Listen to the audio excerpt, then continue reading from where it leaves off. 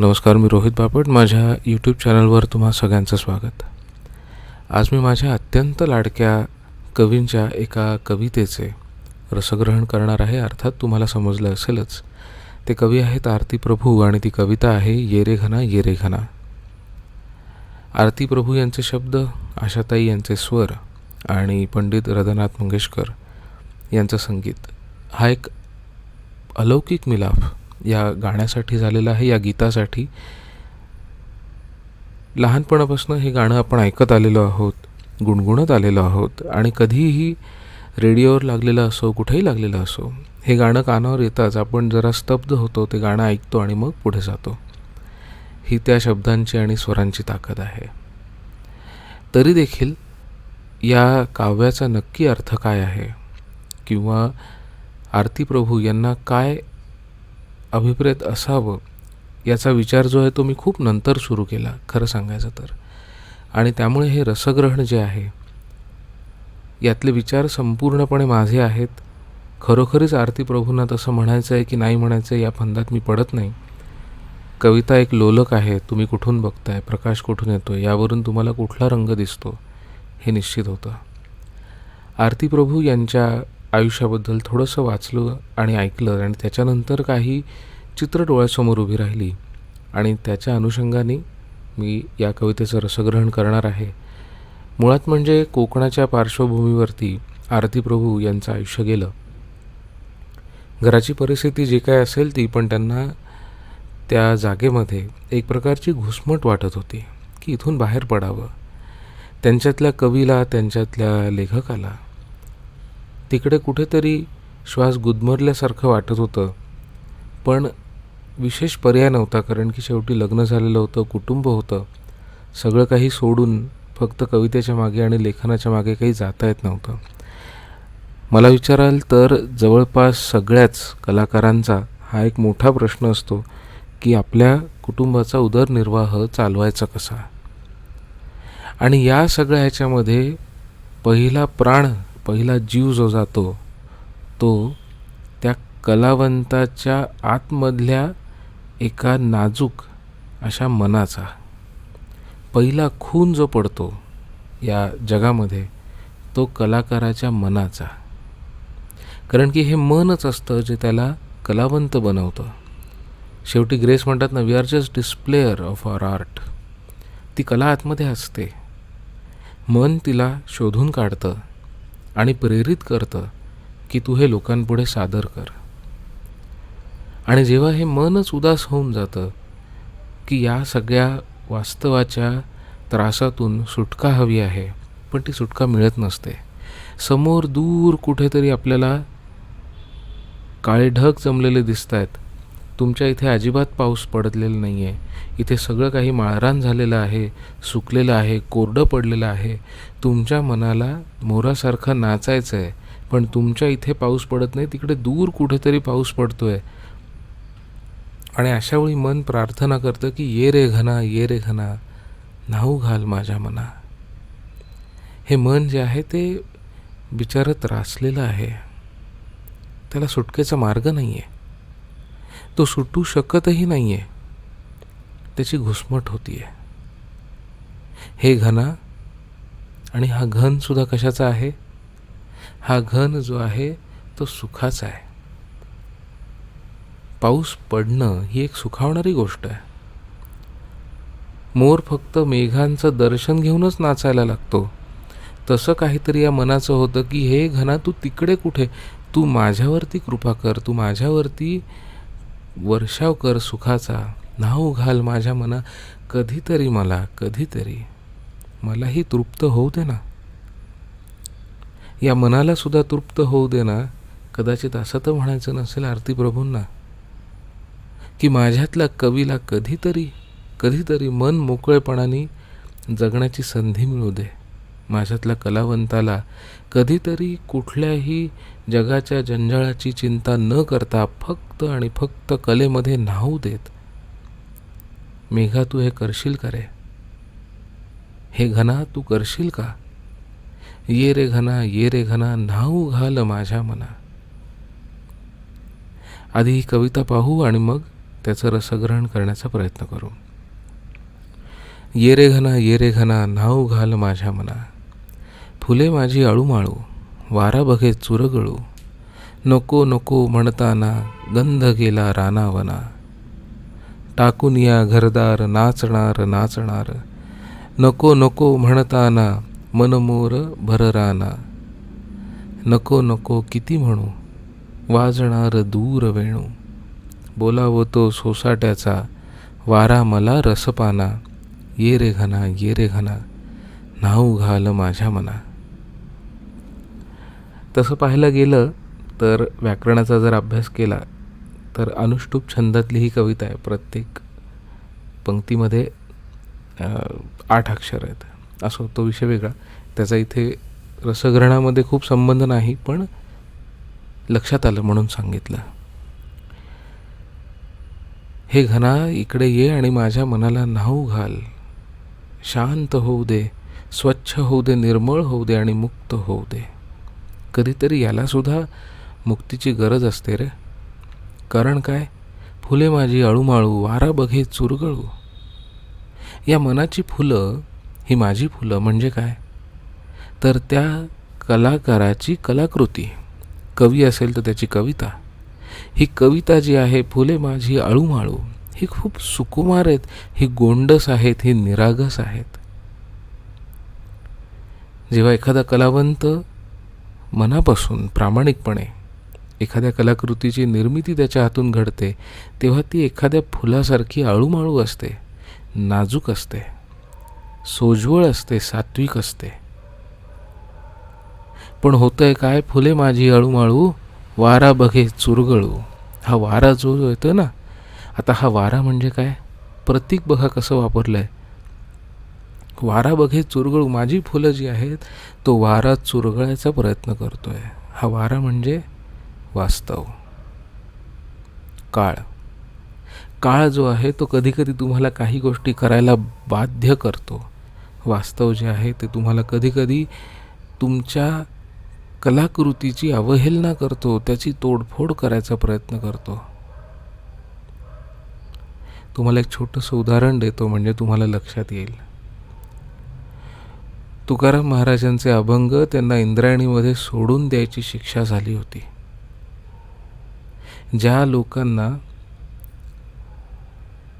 कलावंत म्हणजे काय, संत म्हणजे काय आणि परमेश्वरांनी दिलेल्या शक्तीतून निर्माण झालेली एखादी वस्तू म्हणजे काय हे समजत नाही, तेच फक्त अशी शिक्षा देऊ शकतात.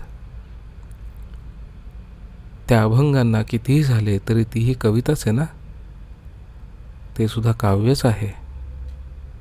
त्यामुळे तुकाराम महाराजांना आपण संत कवी म्हणतो. ते कवी देखील होते. तो वारा जो आहे त्या आळूमाळू फुलांना चुरगळून टाकण्याचा प्रयत्न करत होता. आणि जेव्हा असं तुम्हाला दिसतं एखाद्या कलावंताला की तुमच्या कलाकृतीचं मोल लावलं जातं आहे किंवा त्याचं मोल ठेवलंसुद्धा जात नाही आहे, असंही होतं बरेचदा. तुम्ही जे काही करत असता एक कलावंत म्हणून, कधीकधी तुमच्या कलाकृतीचं कोणीही मोल ठेवत नाही, त्याची कोणाला किंमत नसते. तेव्हा मात्र वाईट वाटतं. तेव्हा वाईट वाटतं की हे घना न्हाऊ घाल माझ्या मना, मला यातनं मुक्त होऊ दे, मला शक्ती दे. फुले माझी आळूमाळू वारा बघे चुरगळू. वारा चुरगळण्याचा प्रयत्न करतोय. हे वास्तव जे आहे, जगाचं दुनियादारी जी आहे ती चुरगळून टाकते मला. मनस्थितीचा विचार करा. मगाशी मी म्हणलं तसं की त्यांचं कुटुंब आहे, त्याचं पोट भरणं गरजेचं आहे, जबाबदाऱ्या आहेत, सगळं काही करणं गरजेचं आहे. आणि यामध्ये पहिला खून जो होतो तो मनाचा होतो. आणि जेव्हा मनाचा खून होतो तेव्हा ही फुलं जी आहेत ना, ही पोरकी होऊन जातात. त्यांच्याकडे बघणारं कोणी नाही. नको नको म्हणताना गंध गेला रानावना. नको नको म्हणतोय की मला हे नको आहे, मला हे नको आहे, मला हा वारा नको आहे, मला काही नको आहे. पण वारा काय थांबतोय? वास्तव आणि जग तुमच्या माझ्यासाठी थांबत नाही, मग कलाकारासाठी का थांबेल? तो वारा जो आहे तो त्या फुलांना चुरगळून टाकतोय आणि नको नको म्हणताना त्यांच्यातला गंध जो आहे तो ओरबाडून घेऊन जातोय. गंध गेला रानावना, ये रे घना ये रे घना, नाव घाल माझ्या मना, माझ्यावर कृपा कर. या मनाला कुठेतरी कुठेतरी आसरा मिळू दे, कुठेतरी आसरा मिळू दे, कुठेतरी याला आनंदी होण्याची, सुखी होण्याची संधी मिळू दे. कारण की वारा काय करतोय बघतोयस ना. पुढे आरती प्रभू म्हणतात, टाकून या घरदार नाचणार नाचणार, नको नको म्हणताना मनमोर भर राना. आता मनमोर जो आहे, मनाचा मोर जो आहे, तो वास्तवाचा मोर नाही आहे. त्यामुळे तो कितीही नाचला तरी असं नाचून नाचून किती नाचणार आहे. कधीतरी मनाला असं वाटतं की टाकून या घरदार नाचणार नाचणार. प्रत्येक कलावंताच्या आयुष्यात अशी वेळ येते जेव्हा त्याला वाटतं की सगळं काही सोडून निघून जावं, नको हे आयुष्य, काहीही नको मला, हे काही नको. कारण की या चौकटी ज्या आहेत ना त्या बाध्य करतात कलावंताला. कलाकार म्हणजे मयूर आहे, मुक्त मयूर आहे, त्याला नाचायचं असतं. आता तुम्ही एखाद्या मोराला पकडाल आणि पिंजऱ्यात टाकाल आणि म्हणाल नाच, किती केविलवाणा दिसेल तो. म्हणजे आभाळात आलेले काळे ढग बघून शेतात, जंगलात, वनात, कुरणात तिकडे नाचणारा मोर कुठे आणि एका बंदिस्त पिंजऱ्यात नाचणारा मोर कुठे. किती केविलवाणं दृश्य आहे. त्या मोराचं जसं केविलवाणं दृश्य आहे ना, तसंच कधीकधी कलावंताचं होतं. सगळ्या बाजूंनी त्याला वेढलेलं असतं आणि तुम्ही म्हणत असता नाच नाच, नाचून दाखव. कलाकाराची अत्यंत केविलवाणी अवस्था होते अशा वेळी. मग तो म्हणतो टाकून या घरदार नाचणार नाचणार. फार वाटतं मनाला की हे सगळं काही सोडून जावं, काही नको आपल्याला, हे काही नको. नाचणार नाचणार, मी फक्त नाचणार, मी फक्त माझ्या कलेसाठी नाचणार, मला कोणी नाही बघितलं तरीसुद्धा चालेल. नको नको म्हणताना मनमोर भर राना. किती जरी झालं तरी चौकटी या चौकटी असतात. वास्तव हे वास्तव असतं. आणि मनाचे मोर कितीही नाचले तरी देखील काहीही फायदा नसतो. आणि मग त्या मनाच्या मोराला नाचताना जेव्हा तुम्ही बघता तेव्हा तुम्हालाच वाईट वाटतं की मनाचा मोर फक्त नाचूच शकतो, बाकी त्याचं वास्तवात काहीच होणार नाही. वास्तव जे आहे ते तो पिंजराच आहे. मग त्या मोराला तुम्ही जरी सांगितलं की मोरा अरे नको नाचू नको नाचू, तू असली स्वप्न नको बघूस, तू या गोष्टी नको विचार करूस, या गोष्टींचा हे घडणार नाही आहे, हे घडणार नाही आहे, तू याचा विचार नको करूस. आणि तरी देखील तो मोर नाचायचा थांबत नाही. आणि अशावेळी मनाची अवस्था फारी केविलवाणी होते की त्याला सोडवतही नाही, त्याला मुक्तही होता येत नाही, घुसमट होऊन जाते. अशावेळी मनाची घुसमट काय म्हणते, ये रे घना ये रे घना, नाव घाल माझ्या मना. आज तू असा माझ्यावरती वर्षाव कर की मला माझे अश्रू डोळ्यातनं गळतायत की नाही हे सुद्धा कळता कामा नये. ये रे घना नाव घाल माझ्या मना. शेवटी काय म्हणतात की नको नको किती म्हणू, वाजणार दूर वेणू. नको नको तरी किती म्हणायचो हो.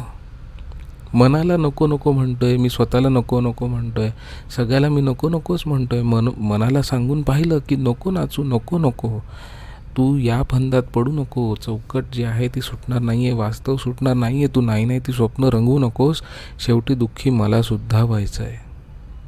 हा कलावंत जो आहे तो सुद्धा दुःखी होणार आहे.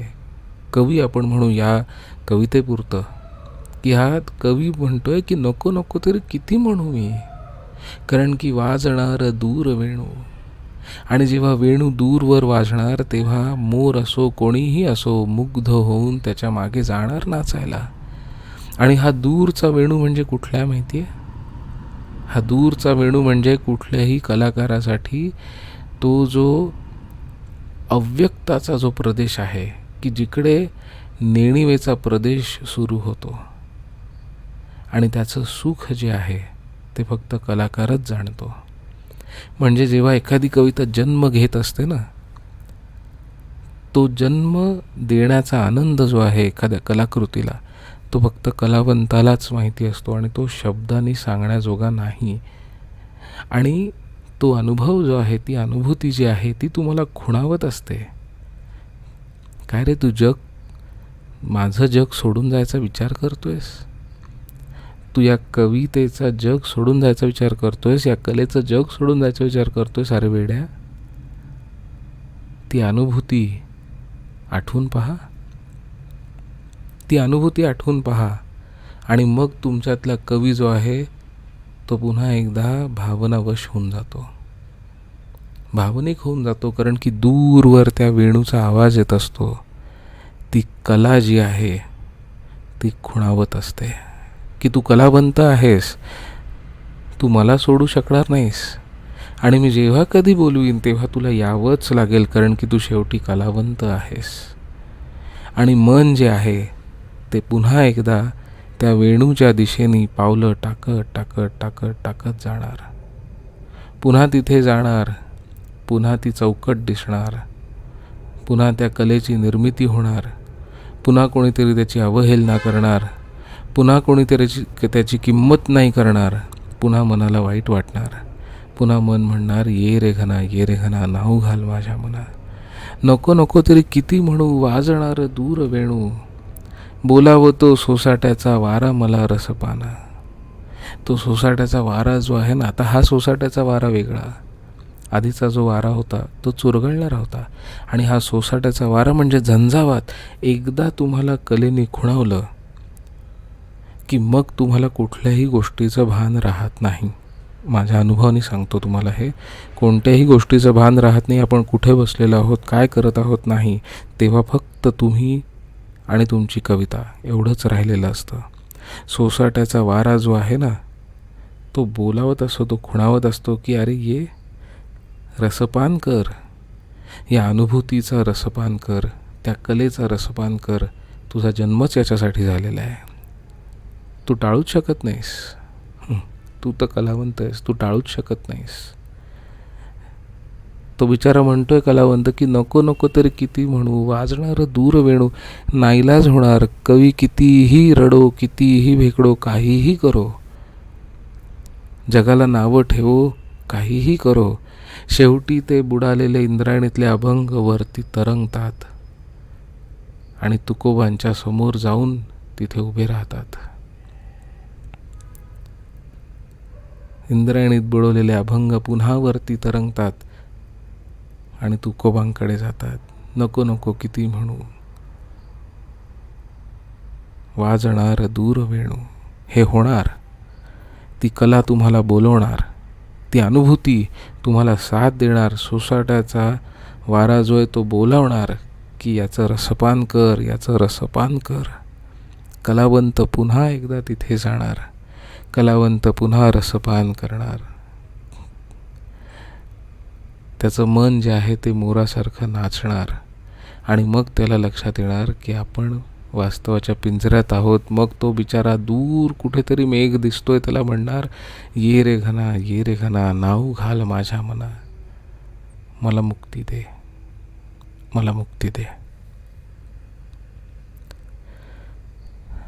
तर मित्रहो, हे होतं आरती प्रभू यांच्या कवितेचं रसग्रहण, जे मी समजू शकलो, जे मी आकलन याचं करू शकलो, ते तुमच्यासमोर मांडायचा प्रयत्न. माझ्या अनुभवाचा सुद्धा याच्यात थोडासा कस लागलेला आहे आणि थोडा माझा अभ्याससुद्धा आहे. रसग्रहण तुम्हाला कसं वाटलं मला नक्की कळवा. आवडलं तर लाईक करा, शेअरसुद्धा करा, चॅनलला सबस्क्राईबसुद्धा करा. आणि खूपच आवडलं असेल तर सुपर लाईक्ससुद्धा देऊ शकता, प्रत्येक व्हिडिओला देऊ शकता, त्याचा आयकॉन खाली आहेच. पुढच्या वेळी भेटू पुढची कुठली तरी कविता घेऊन. तोपर्यंत धन्यवाद.